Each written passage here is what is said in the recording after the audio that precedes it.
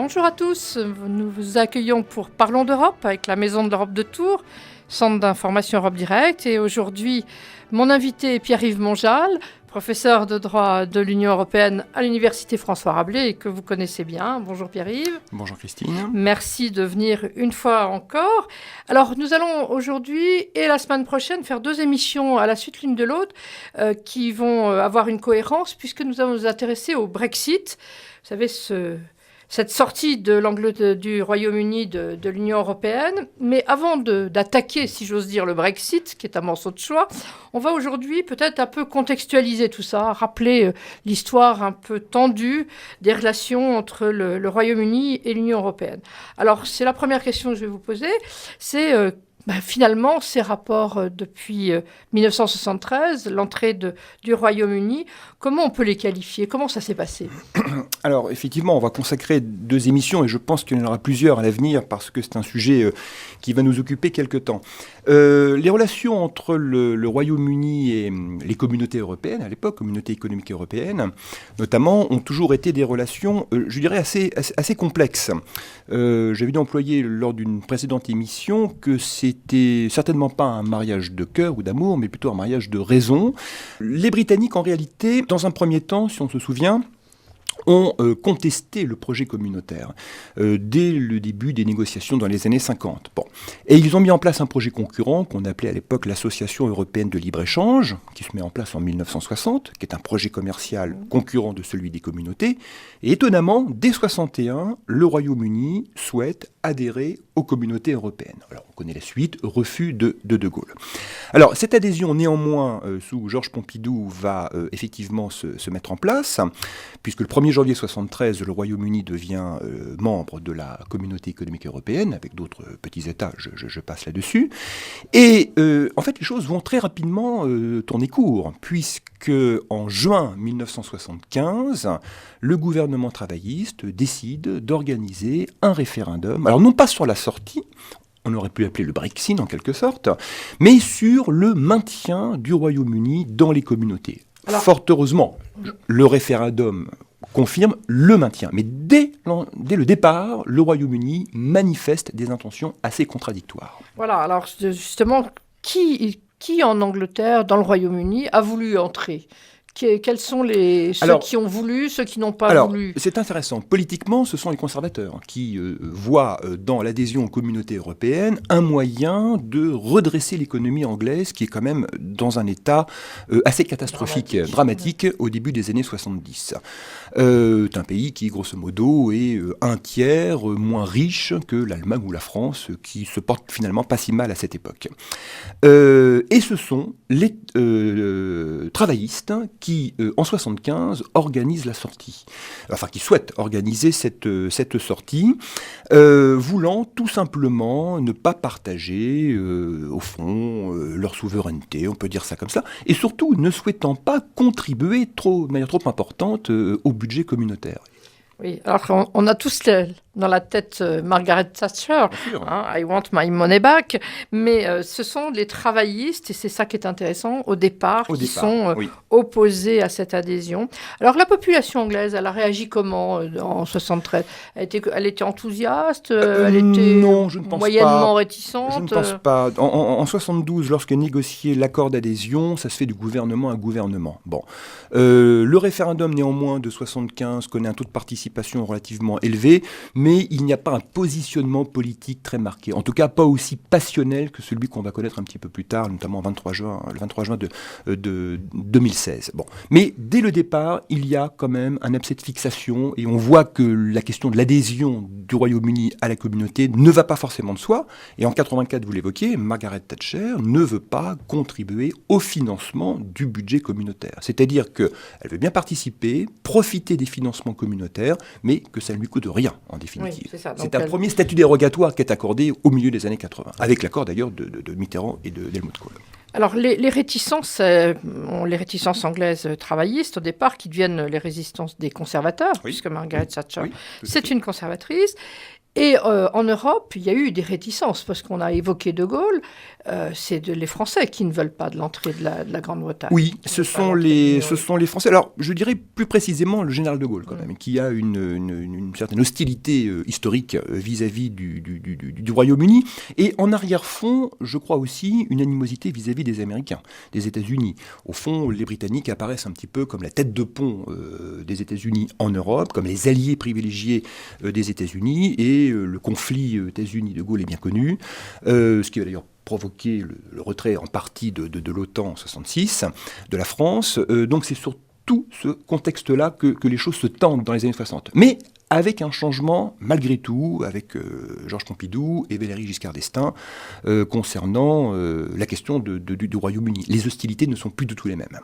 C'est Edward Heath qui a été un des grands promoteur de l'Union européenne en Angleterre. Oui, c'est Edward Heath. D'ailleurs, c'est lui qui était justement aux manœuvres lors de la négociation, du traité d'adhésion. Exactement.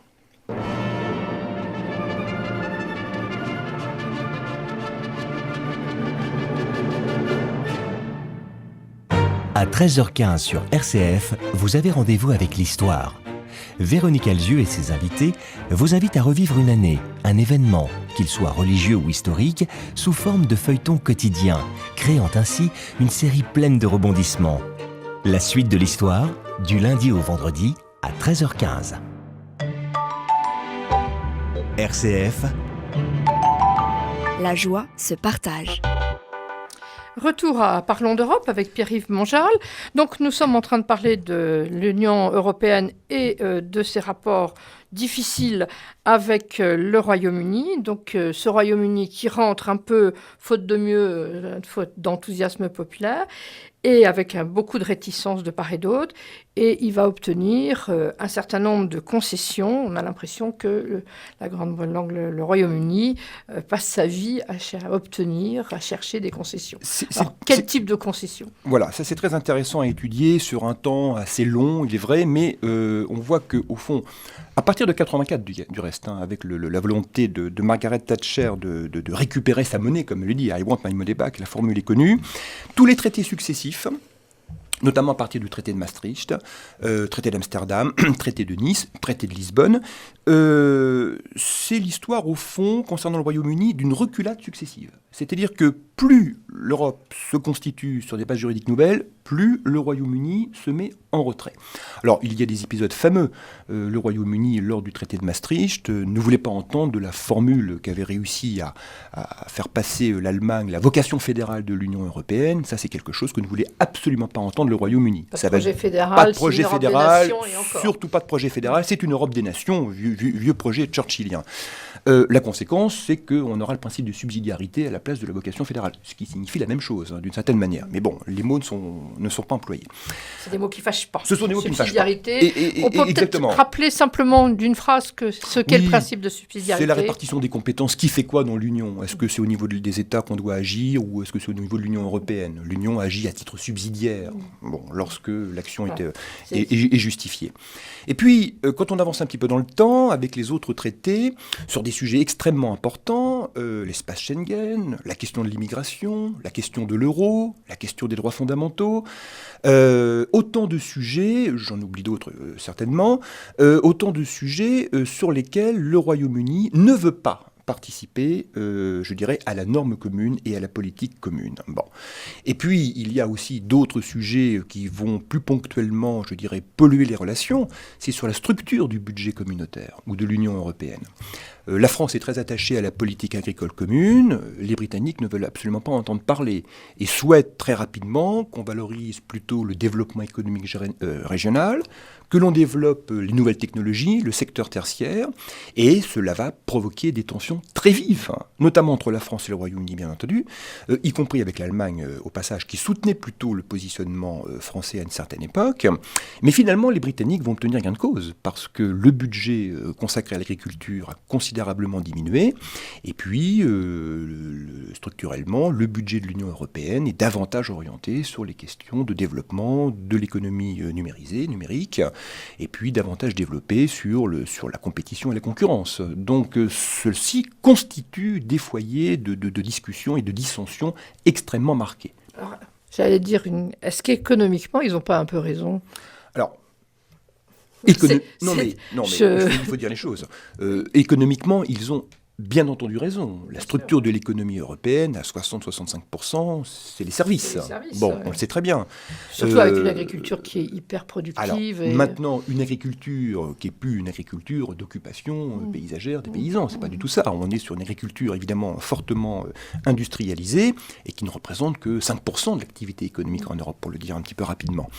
Et donc, consacrer 45% du budget de l'Union européenne à l'agriculture peut effectivement poser question. Dans le même temps, la question est de savoir si l'Europe devait ou non se doter d'une autonomie agricole, et c'était quand même historiquement le premier projet politique intégratif, qui était un marqueur quand même de la construction communautaire, que l'on a tout de même abandonné aux forces du marché international. Il faut quand même le reconnaître. Bon, donc là, il y a une concession qui a été faite.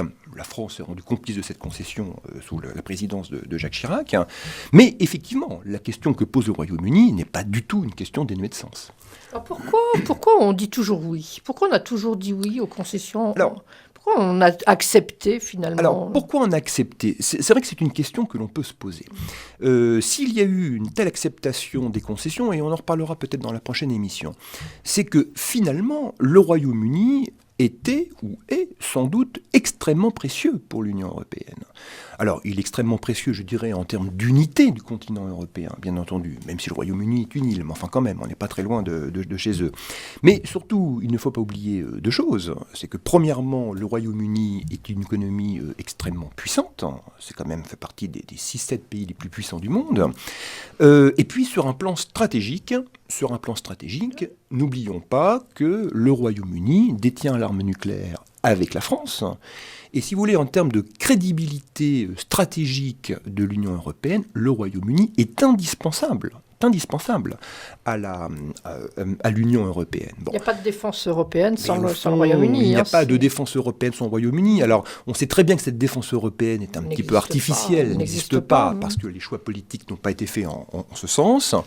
Dans le même temps, si vous voulez, en termes de crédibilité stratégique, le fait que deux pays détiennent l'arme nucléaire, même s'il n'y a pas de mobilisation forte en faveur de la politique de défense, constitue pour l'Union européenne un atout évidemment précieux et important. Alors cette place précieuse de la Grande-Bretagne, du Royaume-Uni, pardon, je veux toujours dire Grande-Bretagne, du Royaume-Uni, nous allons la revoir dans la deuxième émission consacrée au Brexit et donc au problème que pose la décision du peuple anglais de sortir de l'Union européenne. Je vous remercie et à la semaine prochaine. Merci.